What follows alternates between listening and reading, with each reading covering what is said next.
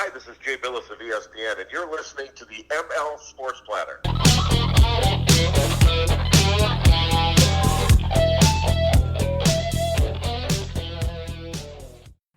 The ML Sports Platter back with you all over the major platforms like Spotify, Google, Apple, Stitcher, and Deezer. Download, subscribe, leave feedback, and a 5-star review. We are brought to you by our great friend Brian Comboy at Mass Mutual New York State, Camillus Golf Club, Welch & Company Jewelers, and Stanley Law Offices. Together, they'll work to get you the maximum award. Also want to mention, too, stop into Rosie's Corner for pizza, wings, pasta, hot and cold subs, and more. Fish Friday every single week. Compare it with the mac and cheese or the French fries and coleslaw. Make sure you do indeed stop by Rosie's Corner right in front of the Brewerton Bridge if you're in and around Central New York. Gift cards are available for every occasion, and they will deliver the food via Grubhub as well.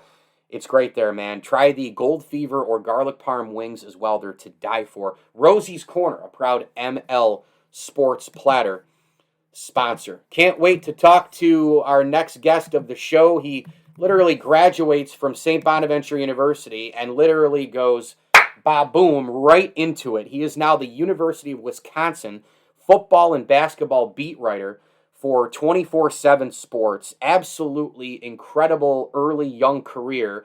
And you can get him on the web at mikehoganreports.weebly.com. He's also a part of Viacom CBS, which is a global media and entertainment company creating premium content and experiences for audiences in 180-plus countries. So proud of him. So glad to have him here. Mike Hogan on Twitter at mhoganreports. That's at mhoganreports. Mikey, welcome in. Congratulations on everything. I'm so happy about your first real big-time major job in the industry, man. I mean, goodness, right out of school, right to the gig. Must feel great. How are you? Thanks, Mike. I really appreciate it. I appreciate you asking me to come on. Funny part about it is everything's kind of went quickly for me after graduation. I didn't really know what I was going to be doing. I applied to a decent amount of jobs beforehand, and then when I got home, I guess I just had more time to focus, and then all of a sudden I landed a job. So. It all happened very quickly. Well, it's a damn good one. I mean, the platform, the brand of 247 Sports and all the rest it's huge. And let's start right away with the team that you're covering, both football and basketball wise. You're right into. You're in Wisconsin already? Can I assume that? Yeah. Okay. Yep. Okay. So what's it look like here for the upcoming? Let's start with the football team. What does this team look like in terms of the overall sort of landscape of the Big Ten here? I know they have one of the great home atmospheres in college football, which you're going to enjoy. I have a bunch of people who I know who have gone there. How about the Badgers on the gridiron, Mike? What do they look like? Well, it's almost become the expectation that the Badgers will compete for the Big Ten title every season.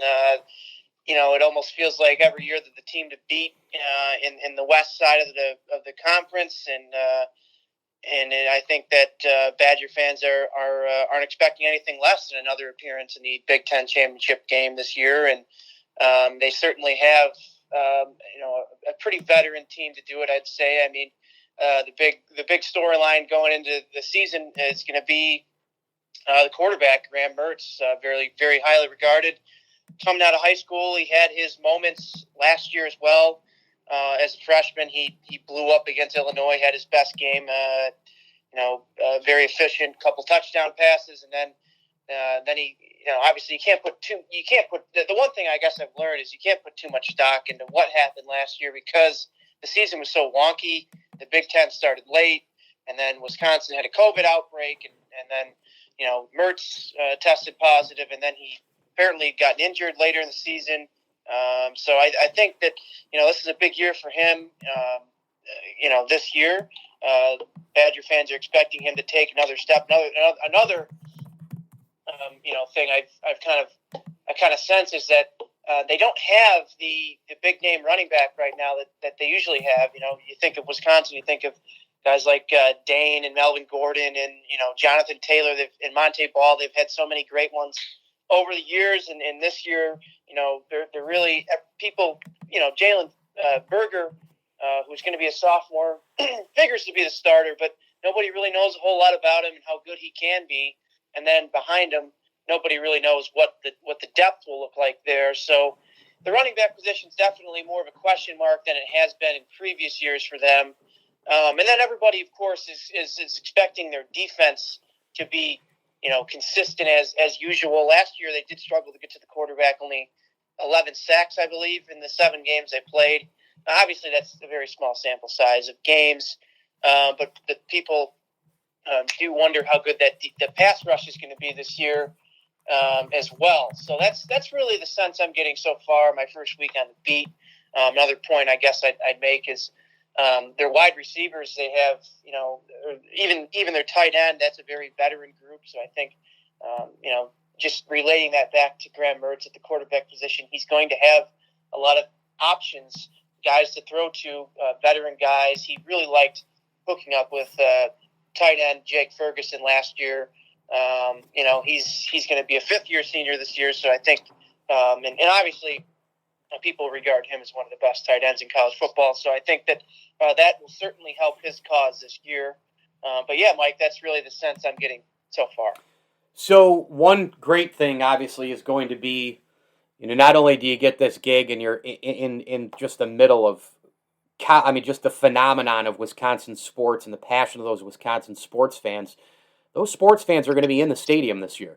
It's going to be a different deal than last year with Corona. It's going to be packed houses at all these places now. We're getting past this thing here. Have you thought about that? The first couple times you walk into these places, not only from the standpoint of, ooh, this is new, it's brand new with the Big Ten covering it, Wisconsin, I'm going to some of these stadiums for the first time, but I'm actually back and there's people. Hooray. Have you thought about that?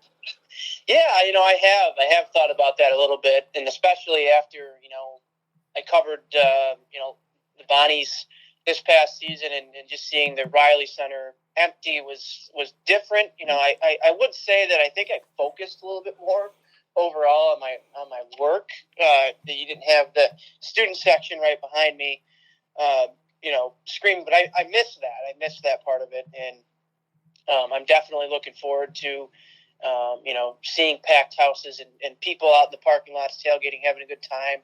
That all makes it better and more fun for everybody involved. And I think, Camp Randall Stadium is certainly one of the best home field advantages in college football.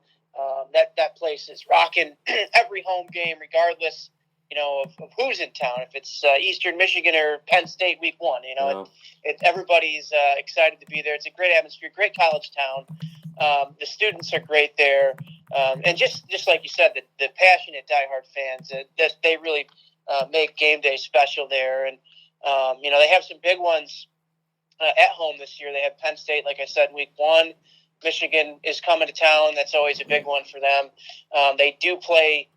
This isn't a home game, but they play at Soldier Field against Notre Dame. So that will be a good atmosphere as well. There'll be a lot of Notre Dame folks and Wisconsin folks there. Going to be about a 50-50 crowd. I think that will be a great atmosphere. That game, funny enough, is supposed to be at Lambeau Field last year.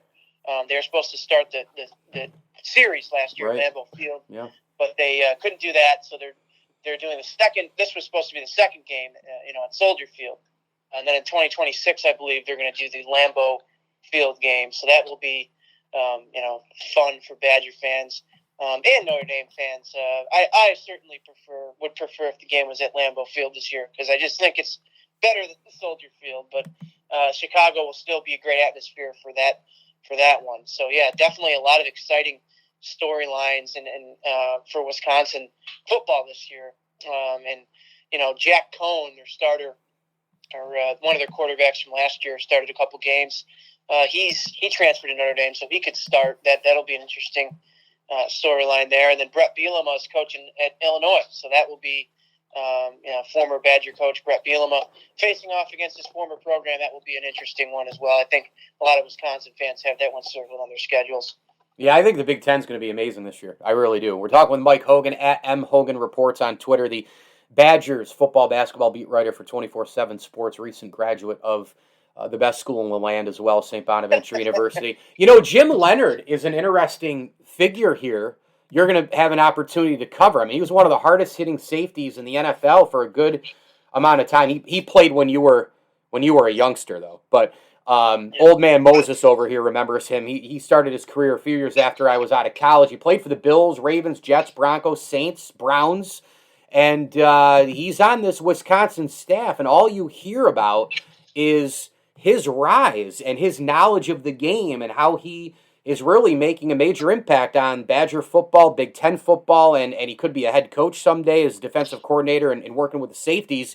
What have you heard about Jim Leonhard? And you must be looking forward to working, and covering this team and following his rise here. It's really been a nice rise for him in the coaching ranks. Yeah, Wisconsin fans, at least so far here, seem to, really, really love him.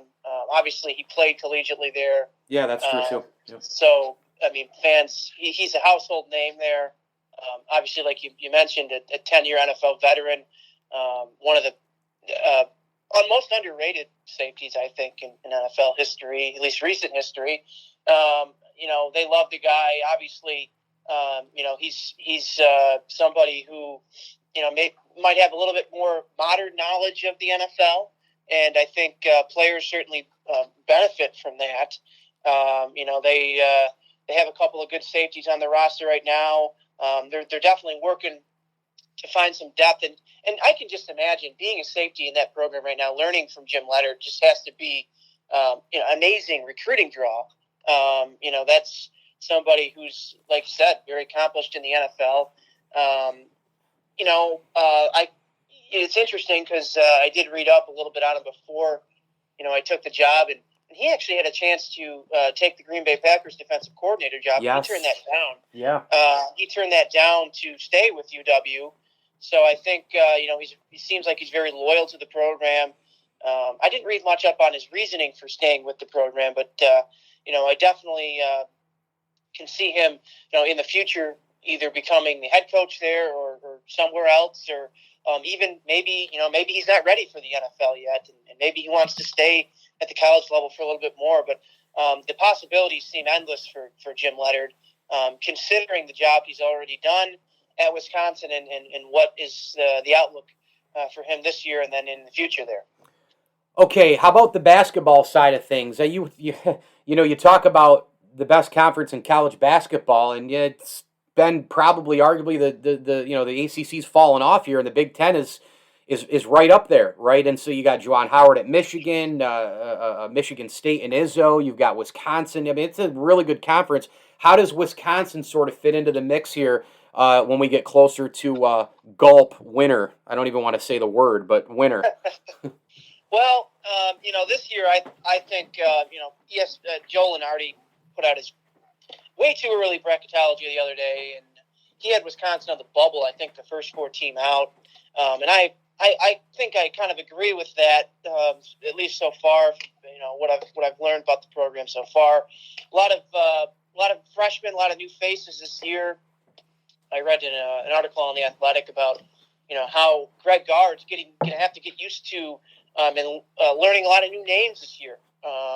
So that's going to be a big key for them. But I feel like every year, people think Wisconsin's going to be on the slide, and not maybe be as good in the Big Ten, but they're always competitive. Greg Gard is it's almost like the football program. Every year, the expectation is they will contend, and I think that's, even though maybe the expectations are a little lower nationally for the Badgers, I think locally people are still going to expect them to be a contender.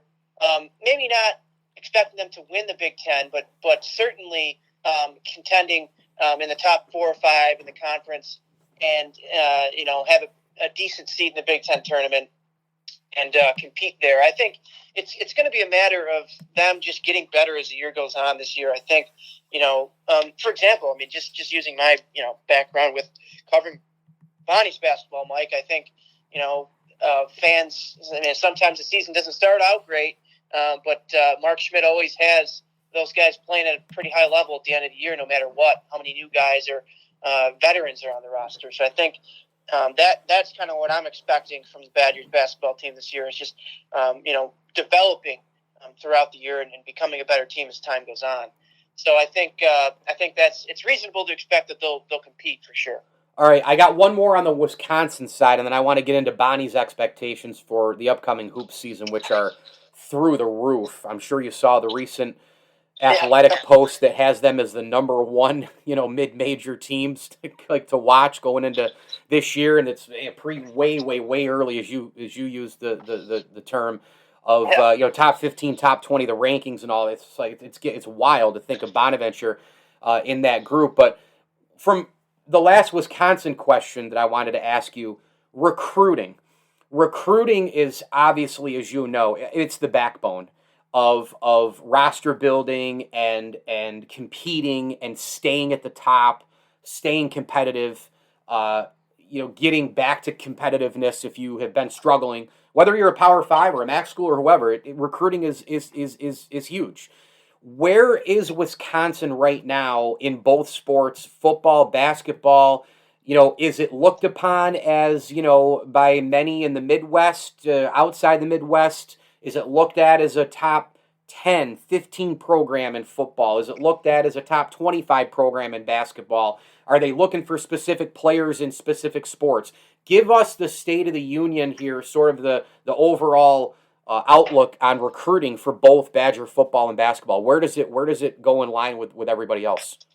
Well, I mean, I guess just having some prior knowledge here, Mike. I think I think they are. I probably looked at as a top 25, top 15-ish program for football.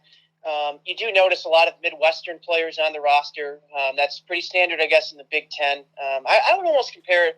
Iowa and Wisconsin are pretty similar. You see a lot of Minnesota, a lot of Wisconsin, Indiana, Iowa players on those rosters. You do get a few guys from Florida, New Jersey, and California for sure. But I think that the emphasis has always been for them to recruit locally and really dominate the Midwest market. I almost looked at Wisconsin, even before and just even right now.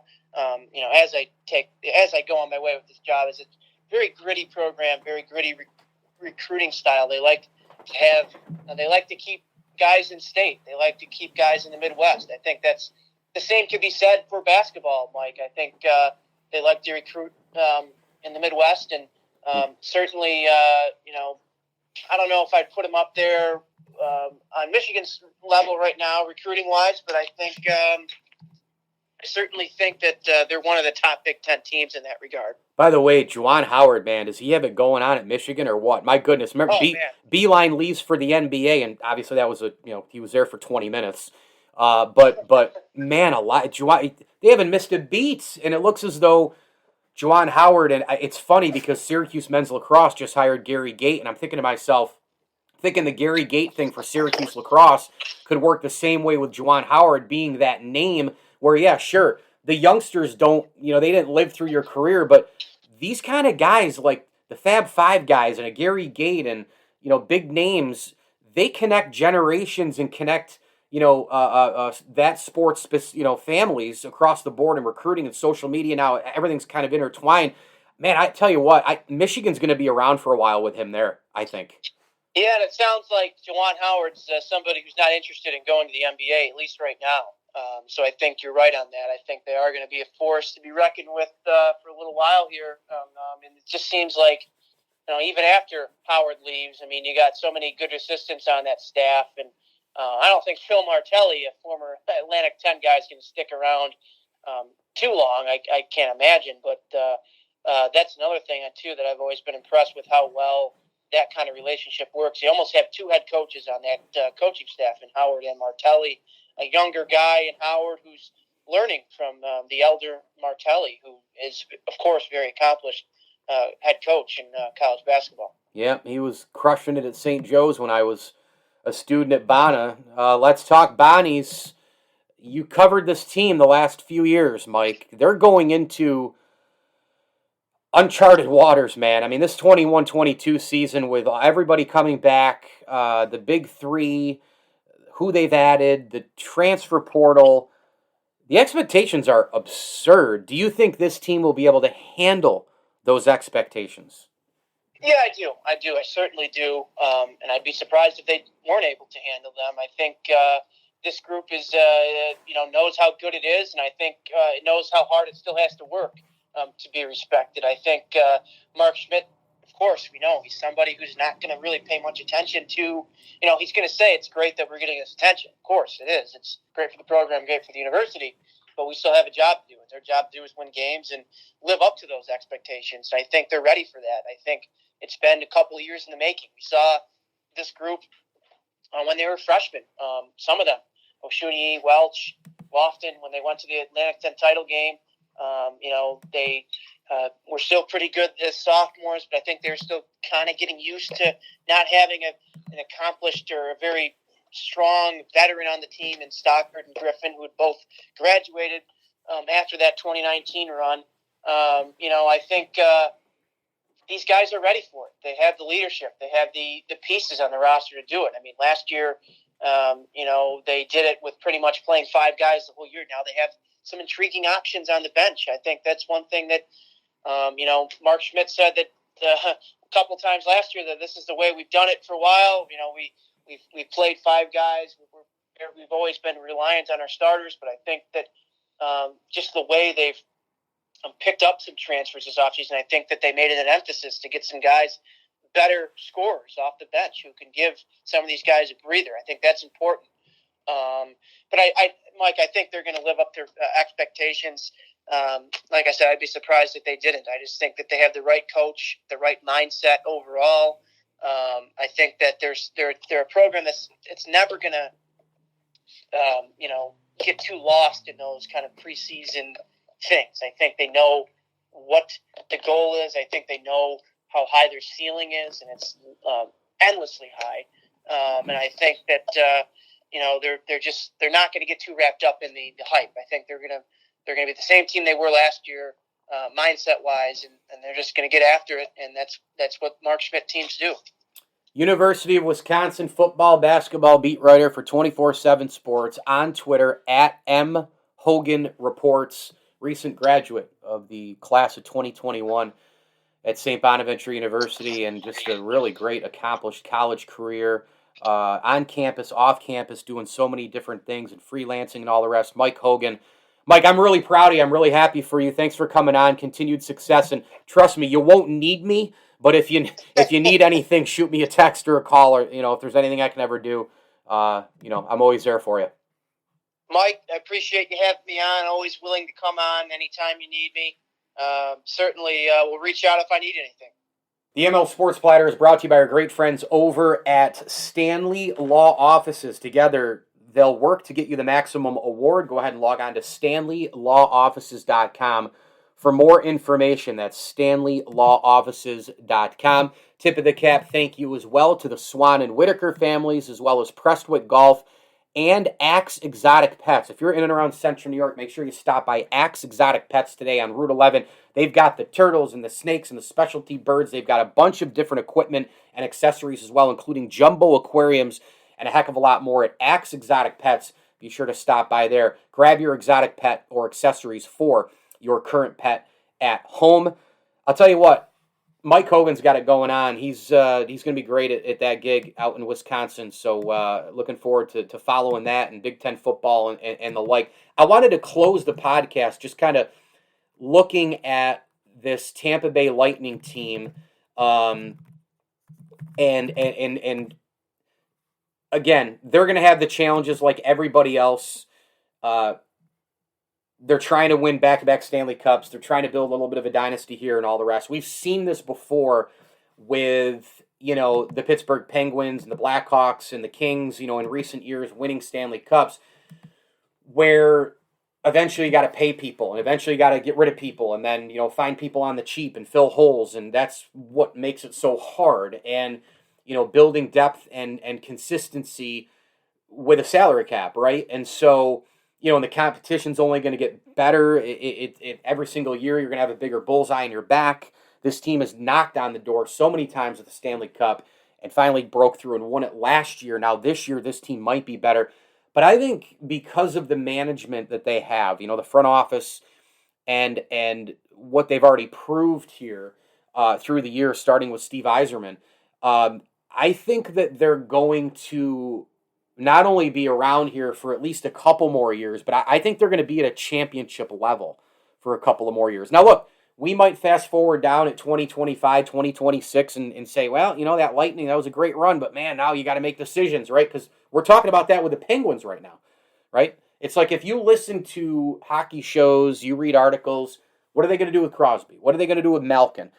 I can't imagine in my wildest dreams, I can't imagine Sidney Crosby especially playing, and Malkin for that matter in Pittsburgh.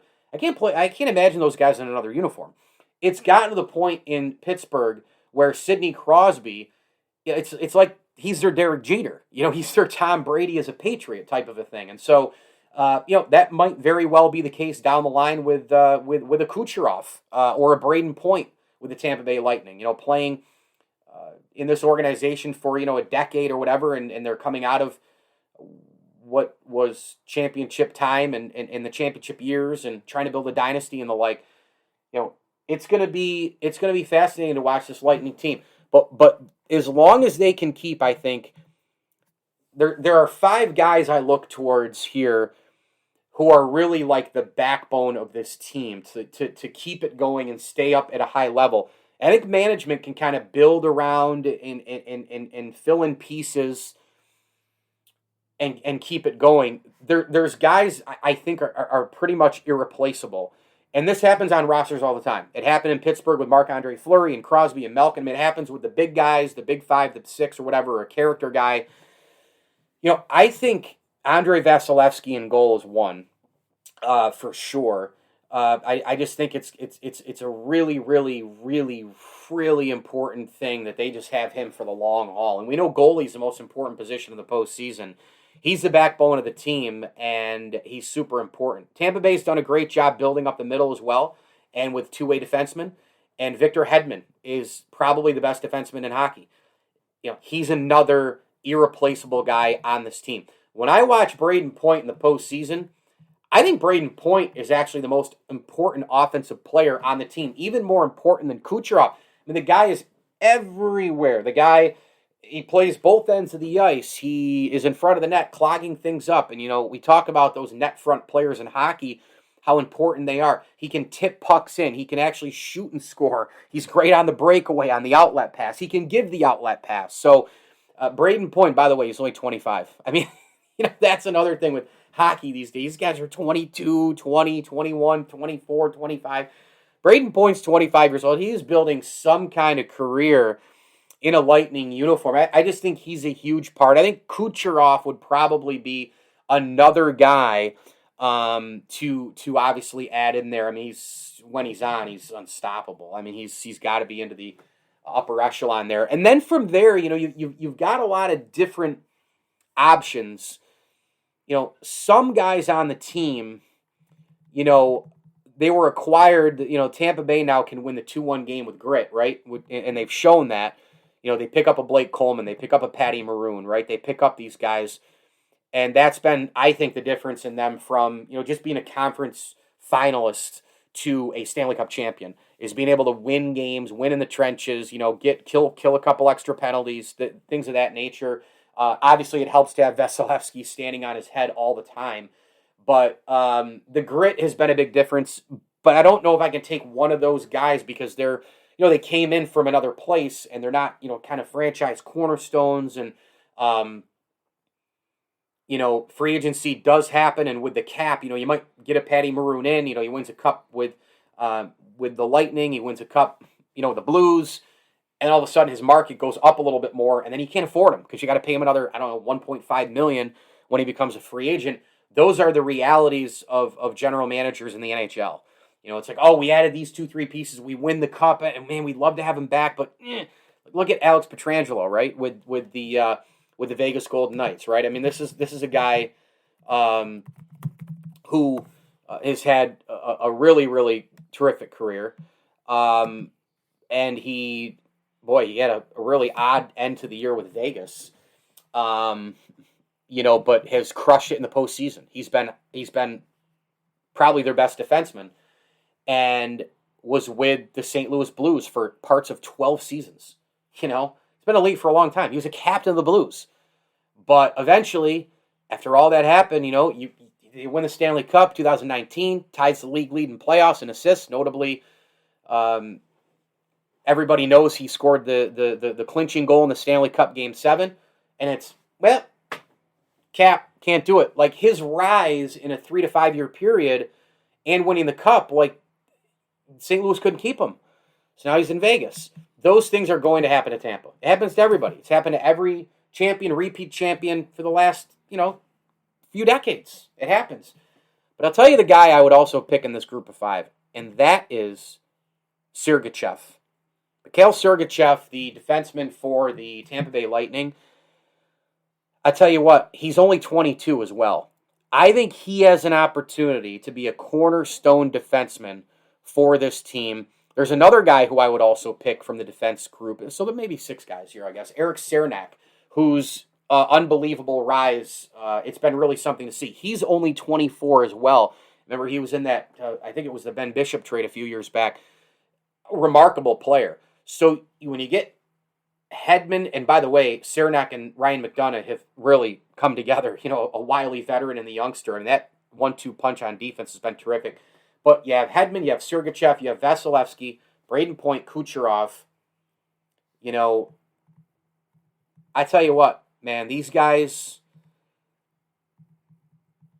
these guys, if you keep that group together, if you keep that cornerstone group together, Braden Point and his clutch play and all the rest, Kucherov, superstar, Cernak and Hedman and Vasilevsky, man, I'll tell you what, that's some big time stuff. Maybe you add a Yanni Gordon there. They're going to have to figure some things out. Steven Stamkos is 31. He's had injury issues in the past, but he's bounced back and played well. But I think this Tampa team here, as long as they can manage the cap, keep the cornerstone players, 5, 6, 7 of them or so together. Maybe it's down the line you gotta let a Yanni Gord go, but Anthony Cirelli is a guy who,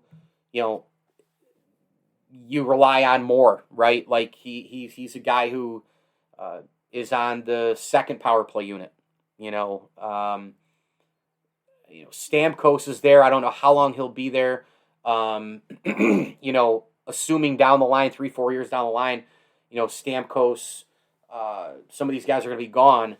But if they keep the cornerstone going and they kind of plug and play the way they have, keep some of the grit, replace grit, know the right players to come in.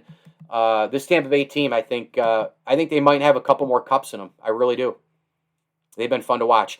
ML Sports Platter brought to you by Brian Comboy of Mass Mutual, New York State, our good friend Matt Graham of State Farm Insurance, Heather Saxton of Hunt Real Estate, and our great friends at Bryant Stratton College. Log on today to bryantstratton.edu. They've got awesome options for 2- and 4-year degrees, which are always starting soon. And if you want to go to Bryant Stratton College in Central New York, you can do so. 2 great locations, James Street and in Liverpool. Bryant and Stratton College, the official college of the ML Sports Platter. Hit me on Twitter at Mike L Sports, and you can, of course, download and subscribe to this very podcast all over the major platforms. Leave feedback and a 5-star review where necessary. That stuff does go a long way.